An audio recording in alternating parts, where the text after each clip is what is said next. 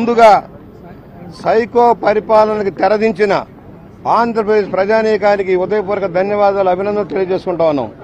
ఏ నాయకుడైతే తప్పుదారి బట్టి నియంతలాగా పోగడబోయి తమ జాగీర్దారులాగా తమ సంస్థానంలాగా పరిపాలన చేసి చట్టం న్యాయం అనేది లేకుండా తప్పుడు కేసులతో ప్రజానీకాన్ని ఇబ్బందులు పాలు చేశారు, అవినీతికి తెరలేపారు. వాళ్ళ గుణపాఠం ఇది.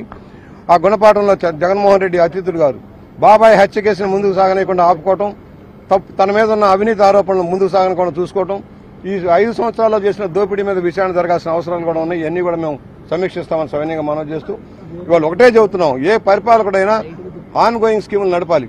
అమరావతి లేకుండా చేశాడు, రాజధాని లేకుండా చేశాడు, పరిపాలన లేదు, పరిశ్రమలు లేవు, పెట్టుబడులు లేవు, పారిపోయారు అందరూ.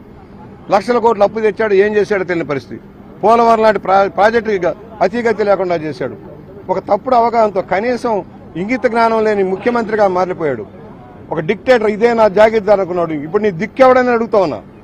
తరిమి కొట్టావు తెలుగుదేశం పార్టీ కార్యకర్తల్ని, జనసేన కార్యకర్తల్ని, నాయకులను తరిమి కొట్టావు. ఇవాళ నిన్ను తరిమితే నువ్వు ఎక్కడికి పారిపోతావు? ఏ దీవులకు పారిపోతావు? నువ్వు సొమ్ము దాచుకున్న చోటికి మధ్యలో వచ్చావు కదా, అక్కడికి పారిపోతావని నేను అడుగుతా ఉన్నా. పరిపాలన చేత కానీ దద్దమ ఈ జగన్మోహన్ రెడ్డికి మంచి గుణపాఠం చెప్పారని నేను భావిస్తా ఉన్నాను. మా వరకు రూరల్ నియోజకవర్గంలో జనసేన, తెలుగుదేశం పార్టీ, బీజేపీ ఐక్యంగా పనిచేశారు. మా నాయకులు, కార్యకర్తలంతా కూడా సమిష్టిగా కృషి చేశారు. ఈ విజయం ఇంత భారీ మెజార్టీ రావడానికి కూడా అది కారణం. ఇవాళ 7వ సారి 42 సంవత్సరాలు 78 సంవత్సరాల వయసులో ఈ విధంగా విజయం సాధించి నాకు చరిత్రలో మొదటిసారిగా ఇంత భారీ మెజార్టీ ఇచ్చారు.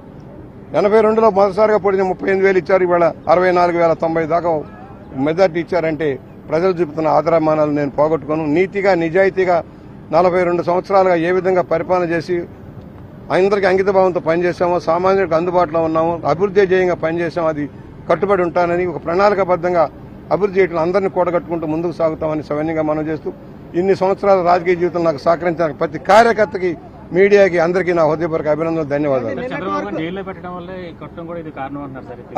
అన్ని కారణాలే. బాబాయ్ హత్య దగ్గర నుంచి, కోడికత్తి కేసు దగ్గర నుంచి అన్ని కారణాలే.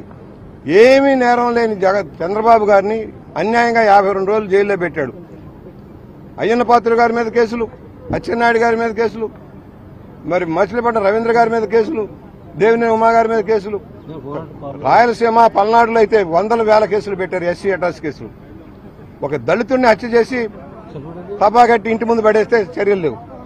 ఒక దళిత డాక్టర్ మాస్కులు ఇవ్వమంటే పిచ్చివాణి చేసి బయటపడేస్తే దానికి చర్యలు లేవు. ఇలాంటి దుర్మార్గ పరిపాలన ఉండదు.